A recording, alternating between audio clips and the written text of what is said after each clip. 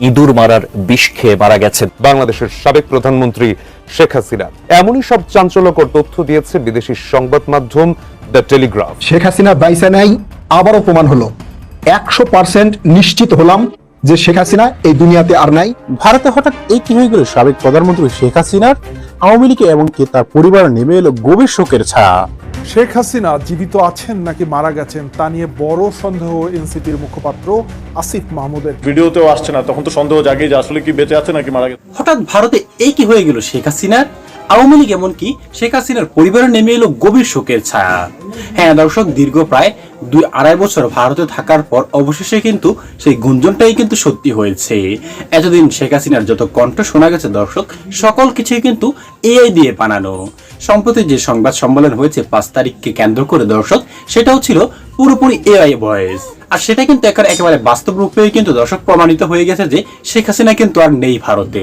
যার বড় একটা প্রমাণ হলো, আদৌ কি কেউ শেখ হাসিনাকে দর্শক ভিডিও কল অথবা ভিডিও কনফারেন্সে দেখেছে? না দর্শক, সেটার উত্তর কিন্তু কেউই দিতে পারবে না। আর যার ফলশ্রুতিতে ভারতের এক গভীর গোয়েন্দা তথ্যের ভিত্তিতেই কিন্তু এই খবরটি নিশ্চিত হওয়া গেছে যে হাসিনা আর কিন্তু ভারতে নেই, অর্থাৎ সে কিন্তু দুনিয়া ছেড়ে চলে গিয়েছে। হ্যাঁ দর্শক, যেটা কিছুটা অংশবিশেষ কিন্তু আপনারা ভিডিও শুরুতেই দেখে বুঝতে পেরেছেন আমাদের আজকের এই ভিডিওটা ঠিক কতটা গুরুত্বপূর্ণ এবং কোন বিষয়টিকে ইঙ্গিত করছে। তাই সম্মানিত প্রিয় দর্শক শ্রোতা, আজকের এই খুবই গোপন নিউজটি একটু স্কিপ না করে শেষ পর্যন্ত দেখে যাবেন।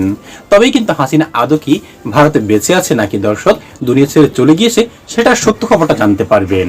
তাহলে চলুন সম্মানিত প্রিয় দর্শক শ্রোতা, আগে আপনাকে সেই বিস্তারিত রিপোর্টটি দেখিয়ে নিয়ে আসি, তারপর আরো আলোচনা করব বিষয়টি নিয়ে। শেখ হাসিনা জীবিত আছেন নাকি মারা গেছেন তা নিয়ে বড় সন্দেহ এনসিপির মুখপাত্র আসিফ মাহমুদের। শুক্রবার কক্সবাজারে গিয়ে স্বরাষ্ট্রমন্ত্রী সালাউদ্দিন আহমেদও বললেন, কিসের হাসিনা? তার চেহারা কি দেখা গেছে? কিসের হাসিনা? কোথায় বক্তব্য দিয়েছে? চেহারা দেখা গেছে?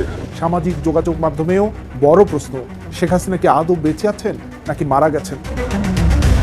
তো হঠাৎ শেখ হাসিনার বাঁচা কিংবা মরে যাওয়া নিয়ে এমন সন্দেহ উঠছে কেন? কি ঘটছে আসলে সীমান্তের ওপারে, জানবো আজকের এক্সপ্লেইনার। 24-এর 5 আগস্টের পর প্রথমবারের মতো গণমাধ্যমে মুখ দেখাবেন শেখ হাসিনা। শেষ মুহূর্তে এ নিয়ে তুমুল প্রচারণা ছিল দলীয় নেতাকর্মীদের মধ্যেও, কিন্তু শেখ হাসিনাকে কথা বলতে শোনা গেল পর্দার ওপাশ থেকেই নতুন কোনো কথা বললেন না।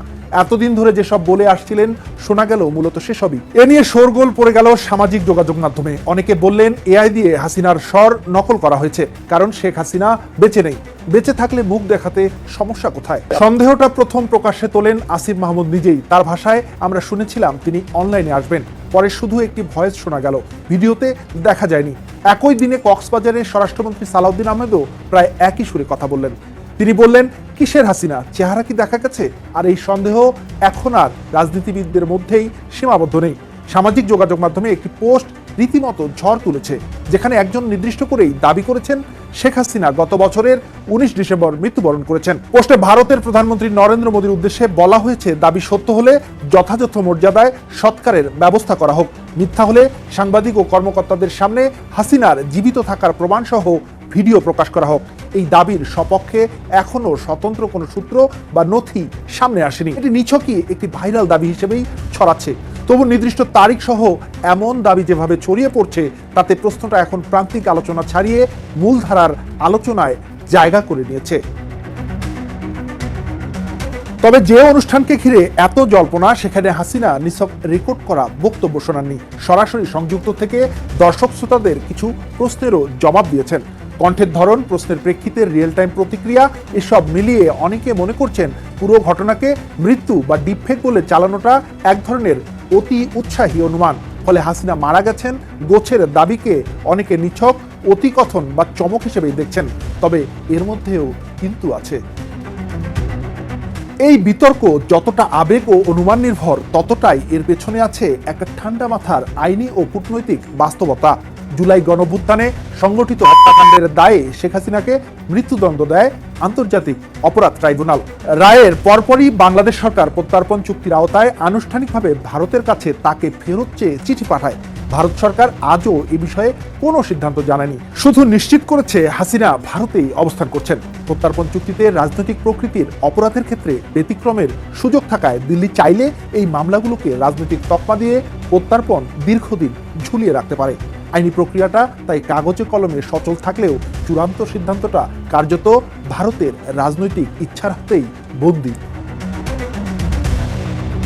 তো শেখ হাসিনা যদি জীবিতই থাকেন তাহলে সামনে কেন আসছেন না? এই বাস্তবতা মাথায় রাখলে হাসিনার প্রকাশ্যে না আসাটা নিছক ব্যক্তিগত সিদ্ধান্ত হিসেবেও দেখাটাও সরলীকরণ হয়ে যায়।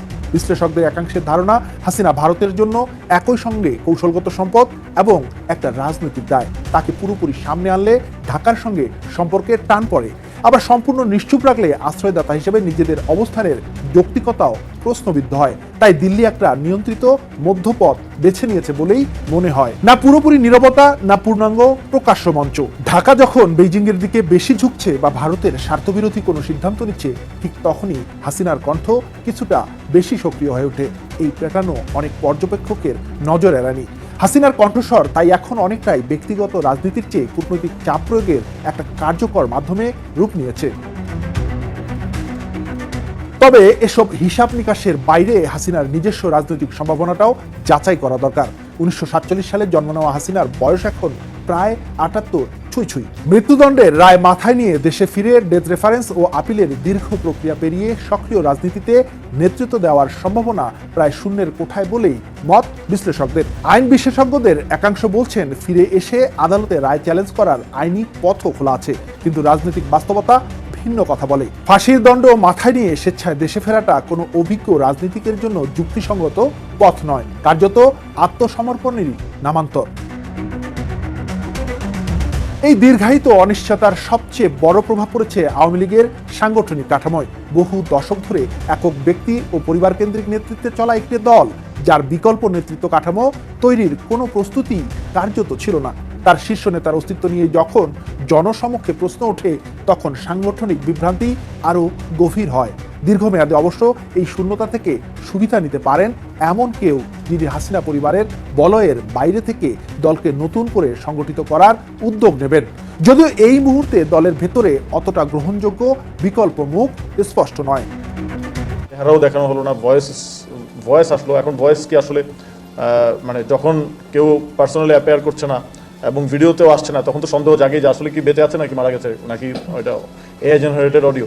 তারপরেও আমাদের শঙ্কার জায়গাটা হচ্ছে তাকে জাস্ট একটা টুল হিসেবে ব্যবহার করা হচ্ছে, এবং এটা ঐতিহাসিকভাবে আমাদের জাতিগতভাবে আমাদের সকল নাগরিকের নোট নেওয়া প্রয়োজন যে শেখ হাসিনা ভারতের বাংলাদেশের সার্বভৌমত্ব নষ্ট করার জন্য যেই অপরাজনীতি, এই অপরাজনীতিতে খুনি হাসিনা এবং আওয়ামী লীগ স্পষ্টভাবে সহযোগিতা করছে। এবং এই সহযোগিতাটা কিন্তু যে রিকনসিলিয়েশনের পথ এবং রিকনসিলিয়েশনের কথা, বিচারের পরে যে রিকনসিলিয়েশনের কথা আমরাও আমাদের অবস্থানে জানিয়েছি যে গণহত্যার বিচারের পরে রিকনসিলিয়েশন হতে পারে, এবং সিভিল সোসাইটি বলছে এই পথটাকেও কিন্তু বন্ধ করে দিচ্ছে। এবং এটা যদি এই জিনিসটা চলতে থাকলে হয়তো ভবিষ্যতে আমাদেরকেও দাবি জানাতে হবে যে কোনো ধরনের রিকনসিলিয়েশন চলবে না, এবং অল আউট হয়তো আমাদের সাংগঠনিক অবস্থান নিতে হতে পারে। আসলে তিনি যখন কথা বলেন পার্সোনালি, তখন তিনি এইভাবেই কথা বলেন যে শেখ হাসিনা তাকে জোর করেছিল, তিনি অসহায় ছিলেন, এবং তিনি কনভিন্স করার চেষ্টা করেন এইসব মিথ্যা কথাবার্তা বলে। কিন্তু আসলে তিনি ওতপ্রোতভাবে এই গণহত্যাকারীদের সাথে জড়িত এবং সামনের দিনেও জড়িত থাকার ইন্টেনশন রাখেন, এটা ক্লিয়ারলি বোঝা গেছে।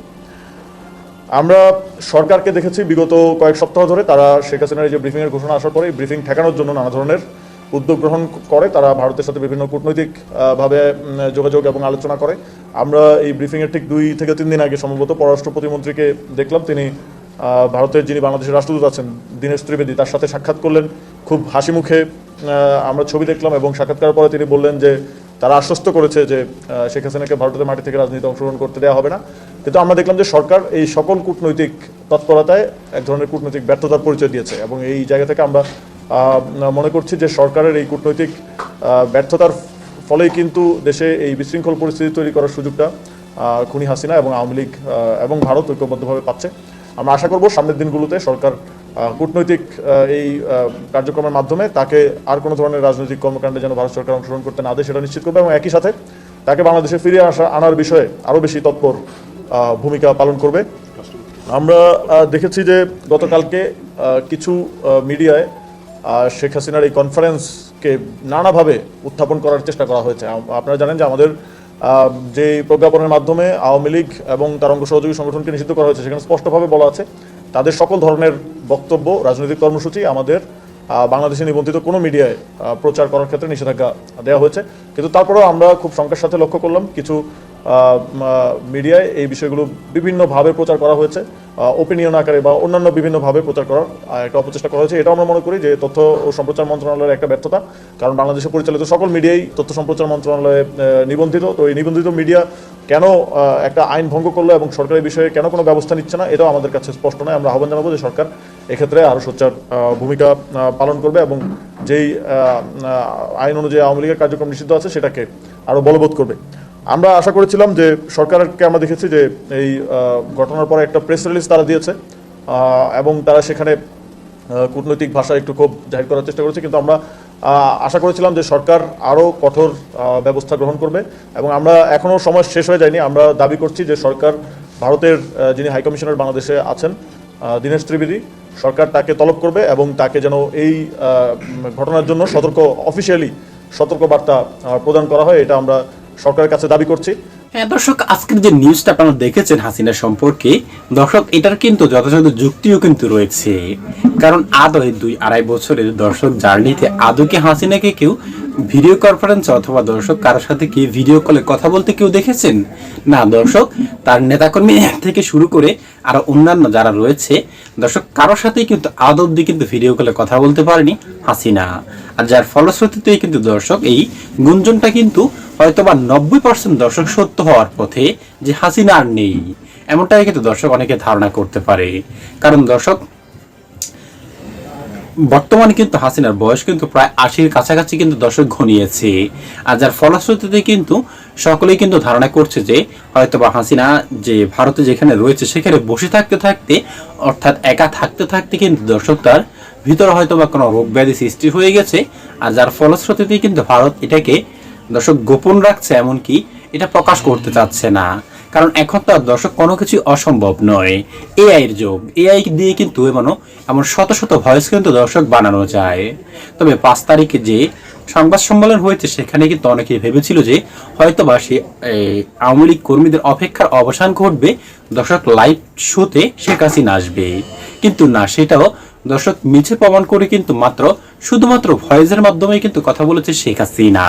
আর তারপর থেকে কিন্তু দর্শক সেই সন্দেহ কিন্তু আরো জোরালো হয়েছে যে আদৌ কি শেখ হাসিনা ভারতে বেঁচে আছে নাকি দর্শক দুনিয়া ছেড়ে চলে গিয়েছে। হ্যাঁ সম্মানিত প্রিয় দর্শক শ্রোতা, আপনার কি মনে হয় সম্পর্কে? হাসিনা কি আদৌ বেঁচে আছে? দর্শক অবশ্যই আপনার মূল্যবান মতামতটুকু লিখবেন আমাদের কমেন্ট বক্সে। আজ এ পর্যন্ত, আশা করি সকলে অনেক ভালো থাকবেন দর্শক। খোদা হাফেজ।